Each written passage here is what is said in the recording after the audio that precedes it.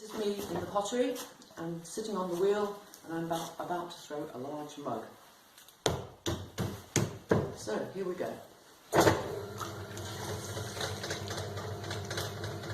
lot of pressure on this unruly piece of clay.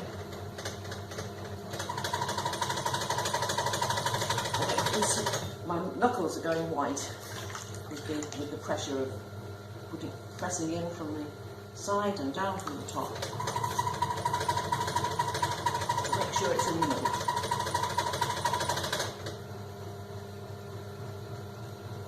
Okay, that's near enough. Then I'll make a hole and broaden it out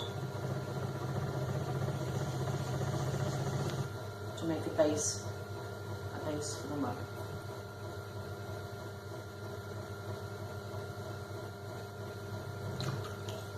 Delicate process actually, because if you go too far, you don't have a bottom. If you don't go far enough, you have a heavy mug.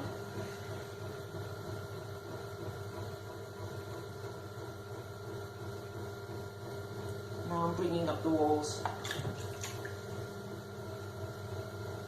Exciting bit.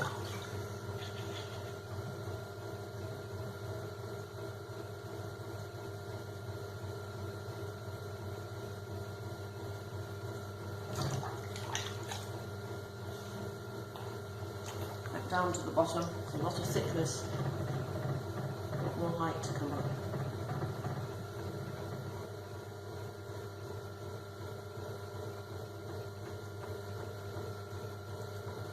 Check with my stick. I've got a stick with two rubber bands. This one is the height, that one's the width. Ooh, not far off.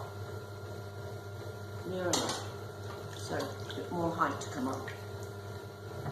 Right back down to the bottom, that's where all the thickness tends to be.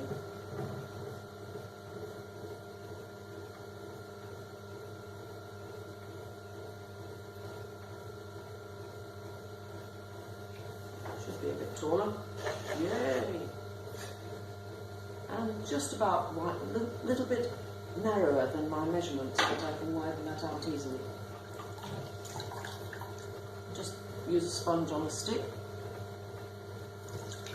to get the water out of the inside.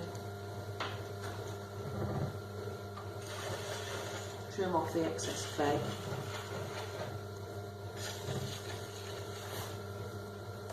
And then just use the tool, it's called a rib, metal tool. Just to improve on the...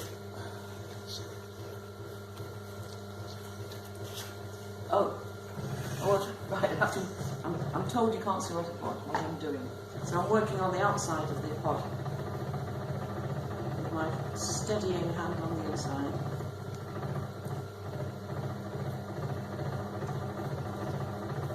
Just to improve on the shape. And the final check. Height is okay. Width could be a little wider. That'll do. There's a bit of an angle there, so I'm going to use the curved bit of the rib just to improve on the shape just there.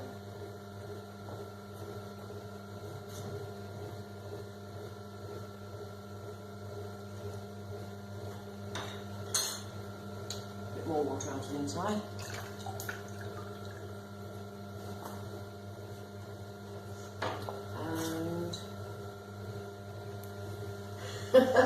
And where's my cutter offer? Tell me a bit. Ooh. No, I'll use this one.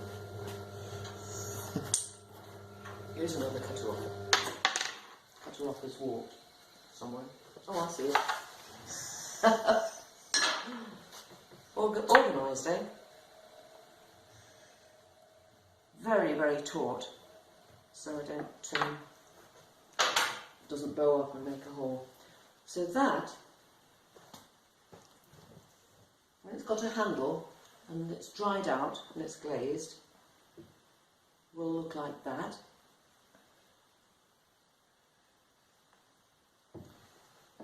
it's fired, it will look like that.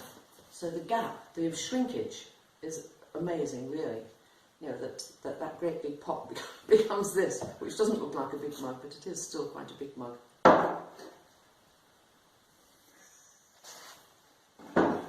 And that's it.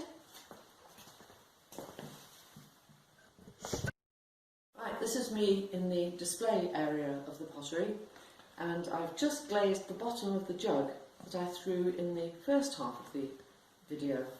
It has to be glazed in 2 sections. It's still quite big, and as you saw earlier, it will be a bit smaller. I make so many things that in 5 minutes I can hardly show you everything, so I'll just make a brief selection. I do things with treble clefs on and musical quotations. This one says, "God respects you when you work, but he loves you when you sing." That's a great one. I do mugs with treble clefs and bass clefs. And decorated musical dishes.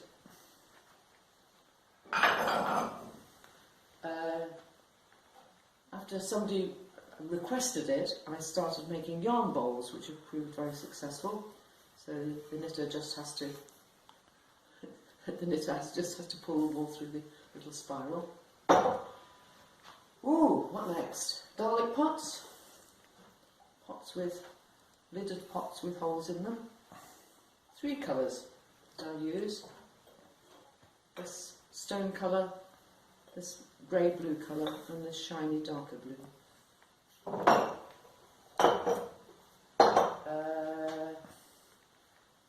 Salad dressing bottles. Essential oil burners with a candle at the bottom, and you put the water and essential oil in the bit at the top. Big mugs.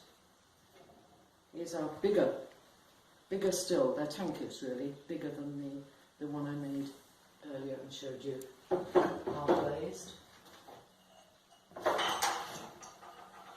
Salt pots of various sizes with a little wooden spoon, supposed to keep the salt dry. I do make bigger pots, not as big as I used to, because I don't have the strength anymore. So that's one, the others are waiting to be found. Big bowl. Oven dishes. Shall I go on?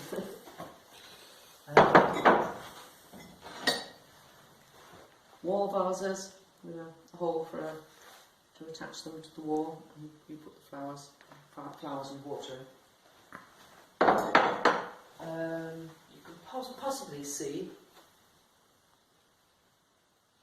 mugs, jugs and bowls, which are the staple of any potter. A whole load of them back there, and teapots, of course. Goblets, which people buy particularly at Christmas time for mulled wine.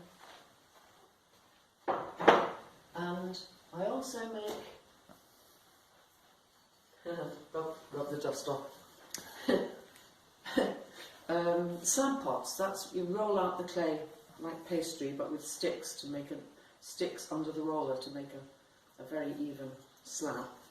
And I enjoy playing with the shapes and the colours of these, because my original training was in sculpture, and I really enjoy playing with the shape. Just each one turns out different. I sometimes think of them as arms akimbo, you know, kind of sort of feeling to them.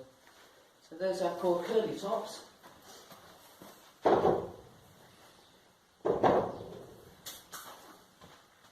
These I call juggies, because they're sort of got a handle, but they really are just decorative. I don't think you'd use them as a jug.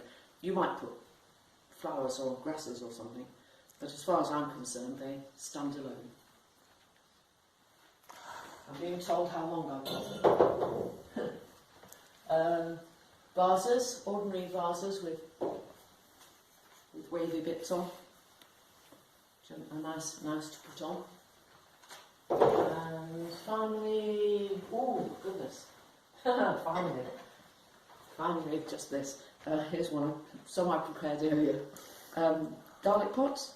No, they're not. Olive dishes. There's so many things, I'm getting confused. Double pots and treble pots for bits and pieces on the table. And finally, I really love playing with decorative possibilities on just dishes for looking at or for putting things in. But I would be sorry if anyone was put in them because I think their decorations are very nice. Oh, and finally, cats. I've got 2 cats, and I do dishes and mugs with cats. Right. That's a very, very brief tour of the pottery.